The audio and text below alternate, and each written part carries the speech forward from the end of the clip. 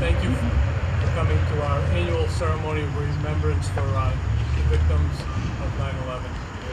Good evening to firefighters, police officers, elected officials, and citizens of Georgetown. We welcome you to our annual remembrance ceremony of the events of September 11, 2001. We are gathered here to pay tribute to the men and women who lost their lives on this tragic day. From the firefighters, police officers, emergency medical technicians who responded to the tragic event and lost their lives in performance of their duties. Also, we shall not forget the private citizens, passengers, flight crew on the flights who on this day lost their lives from an act of terrorism on the American soil. We shall never forget the events of this tragic day as we continue to pull together as a nation to show our enemies that we shall not be broken. Chief Cudmore.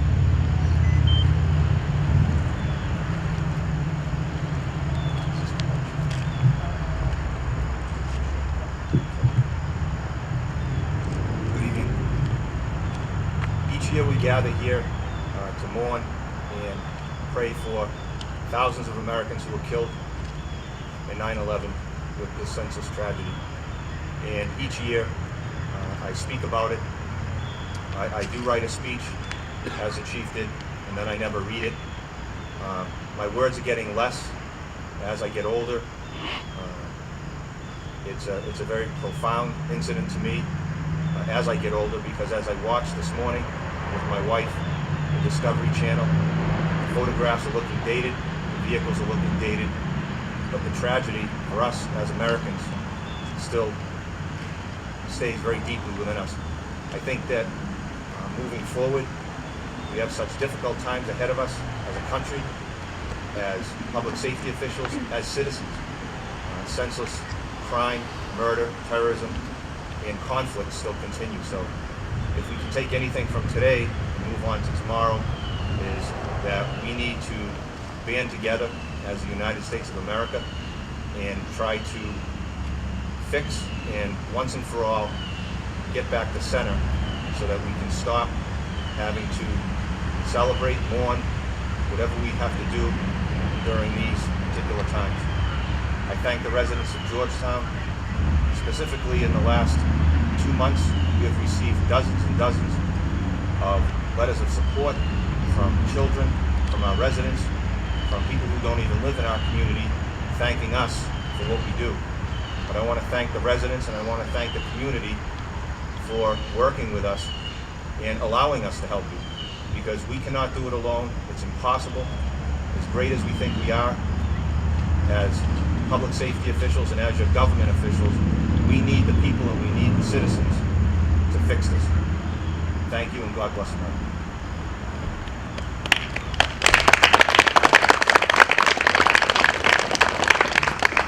I'd like to ask Chairman of the Board of Selectmen, Dave Surface, for a few words.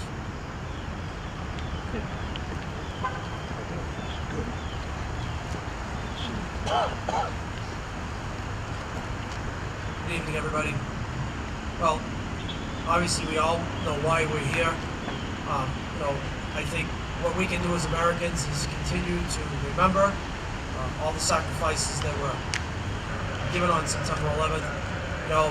It's not too often that you see people that run away from a tragedy, you see people running in. But these are the people right here. Public safety officials run into danger. They don't run away from danger. And as an American, as a citizen of Georgetown, I'm always have that sense of safety and that sense of when I need somebody, somebody's going to respond. And I think we have to have that sense of self-comfort that when we're in trouble, somebody's going to respond, and somebody's going to run in and save our burning building. Come and save us.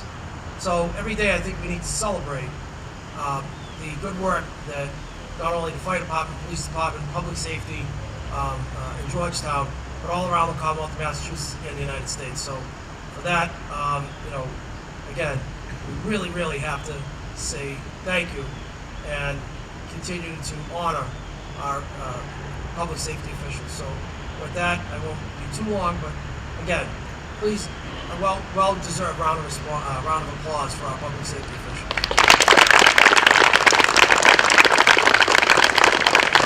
And as I always say when I speak to public safety officials, as I leave, be safe. Thank you.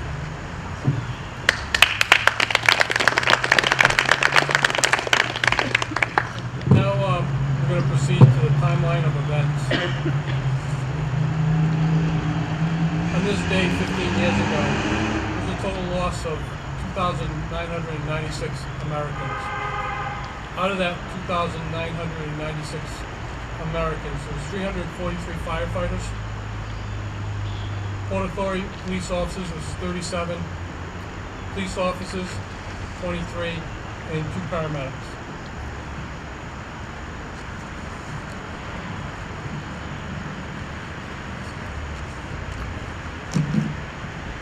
The day of the attack started probably off by just another normal day in our American society and our lives. 05:45 in the morning, hijackers passed through the security points, security at the airport in Portland, Maine, to connect the Boston Logan Airport. 07:59, some board American Airlines Flight 11 with 87 plus the 5 hijackers. At 08:15, some board United Airlines Flight 175 with 60 plus 5 including the hijackers.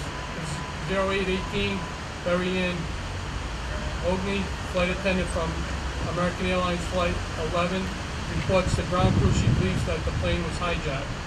08:20, American Airlines Flight 77 takes off from Washington Dulles Airport with 59 passengers and crew members on board, plus the 5 hijackers included. At 08:32, Madeline Amy Sweeney, flight attendant from American Airlines 11, contacts the manager at Boston Logan Airport, confirms the flight has been hijacked. Last 12 minutes providing detailed information about the hijackers. At 08:30, the World Trade Center begins to approach its normal occupancy load. 08:42, United Airlines Flight 93 takes off from Newark International with 40 on board with plus 4 hijackers.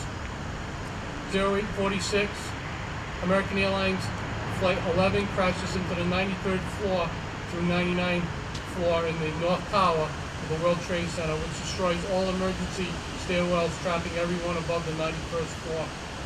At 08:46, Battalion Chief Joseph Feeler notifies dispatch of what he's witnessed and ordered an immediate second alarm assignment for box 8087 to be dispatched. En route to the call, he called for a third alarm, which includes 23 engines and ladder companies, 12 chiefs, and 10 special ops units.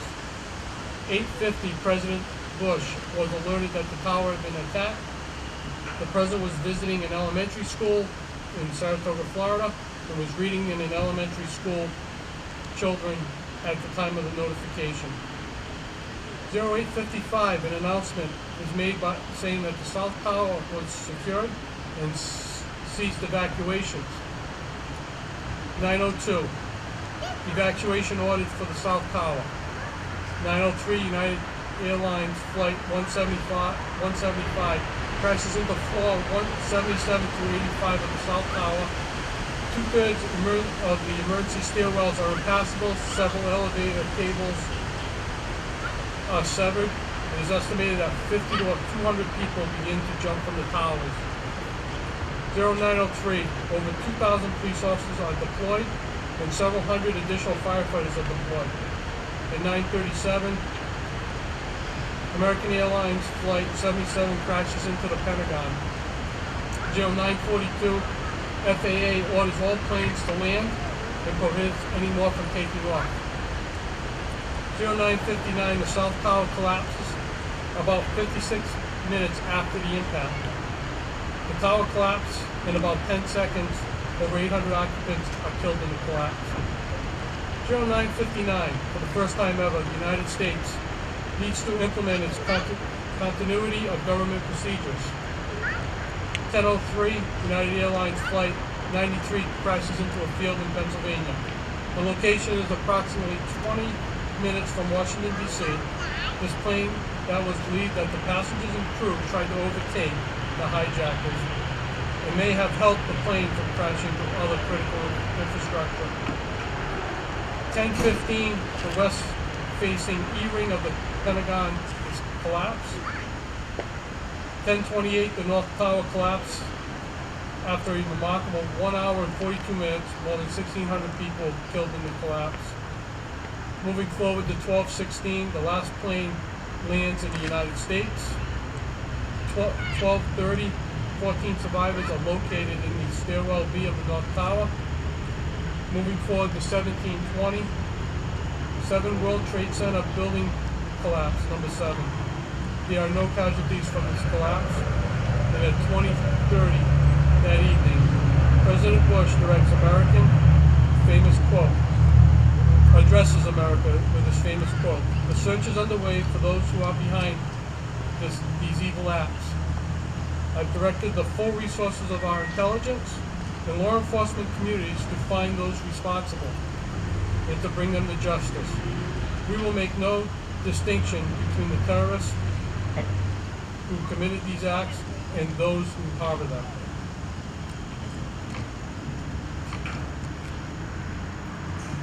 I would ask for 1 minute of complete silence in memory of the ones who have passed on from the 9/11 attacks.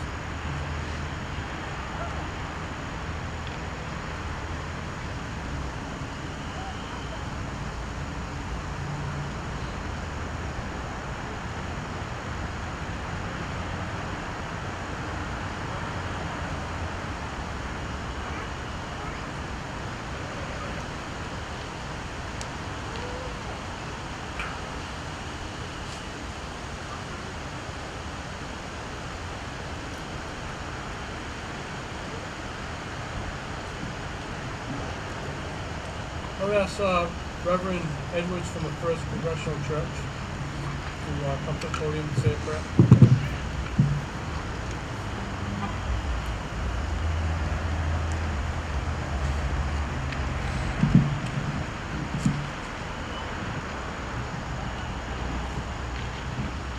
I invite those who are here tonight to take off your hats and covers, and let us stand together quietly this evening. Enduring and present spirit, sometimes life is so overwhelming that we search for the words to speak to you, but we cannot find them. Yet even in our silence, you know our heart and our thoughts, and you answer us, assuring us that you stand with us through all adversities. Tonight, we hold up to you those who acted in the midst of great unfolding destruction 15 years ago in this nation, in New York, at the Pentagon, and in Pennsylvania. We hold up the firefighters, police, and first responders who put their lives at risk for those unknown to them. Watch over the fallen and their families. Watch over the injured who continue to carry the wounds of that day, and encourage them and their families. And continue to watch over all firefighters, police, first responders, and public safety who know the possible cost and continue to put their lives on the line in bringing help to others. In your name, amen.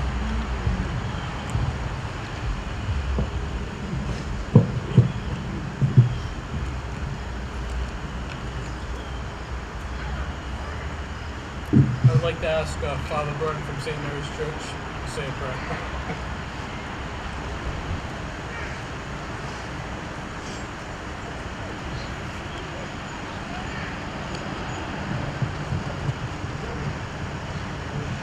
As a naval officer, I understand the value of service, and I'm so humbled to be standing here before you today with these valiant firefighters on my right and these valiant police officers on my left. And I am very humbled to know that Chief Cudmore has asked me to be their chaplain moving forward as we go into this. So I am so humbled, and that's just a beautiful story. It is. I dress this way all summer, so just get over it. I love my Bermuda shorts, and I would just like to invoke the words of Pope Benedict XVI as he prayed in 2008 for our celebration today of life and misery. O God of love, compassion, and healing, look upon us, people of many faiths, traditions, who gather today at this site, the scene of incredible violence and pain. We ask you in your goodness to give eternal light and peace to all who have died, the heroic first responders, our first fighters, police officers, emergency service workers, Port Authority personnel, among with all the innocent people and women who were victims of the tragedy simply because of their work or service on that day. We ask you in your compassion to bring healing to those who, because of their presence, suffer from injuries and illness. Heal too the pain of still grieving families, all who have lost loved ones in this tragedy. Give them strength to continue their lives with courage and hope. We are mindful of those who suffered death, injury, and loss on that same day at the Pentagon and in Pennsylvania. Our hearts are one with theirs in prayer. God of peace, bring your peace to our violent world. Peace in the hearts of men and women, peace among the nations of the earth. Turn your way of love to those whose hearts and minds are consumed with hatred. God of understanding, overwhelmed by the magnitude of this tragedy, we seek your light and guidance as we confront such terrible events. Grant that those whose lives were spared may live, so that their lives lost here may not have been lost in vain. Comfort, console us, strengthen us in our hope. Give us the wisdom and courage to work tirelessly for a world where true peace and love reign among all nations and in the hearts of all. Pope Benedict XVI in New York on April 20th, 2008.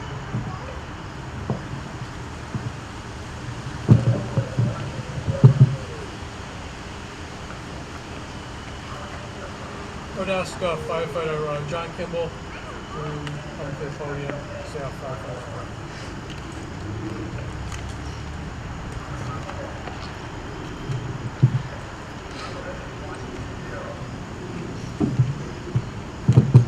Good evening. When I am called to duty, wherever flames may rage, give me the strength to save a life, whatever it be its age. Help me embrace a little child before it is too late, or save an old person from the horror of that fate. Enable me to be alert and hear the weakness shout, and quickly, efficiently put out the fire. I want to fulfill my calling and give to the best, and to give the best in me to guard my every neighbor and protect his property. And if according to God's will, I must answer death's call. Bless with your protecting hand, my family, one and all. Amen.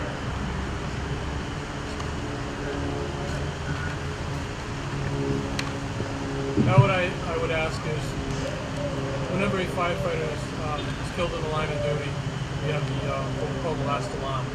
It's box 555. I'd ask firefighter Silva to ring the bell, box 555, 4 seconds.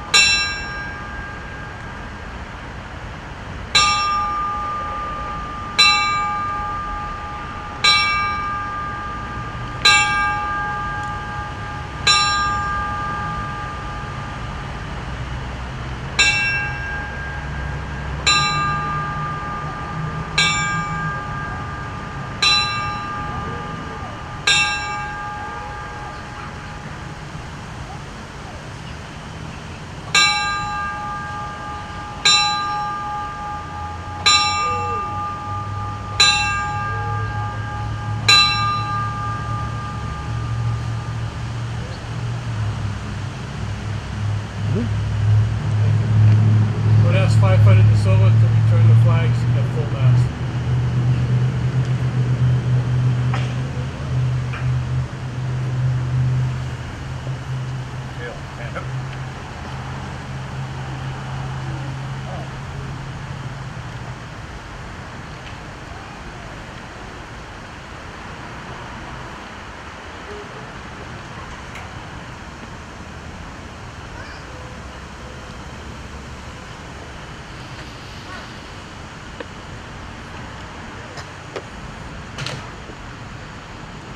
Order on.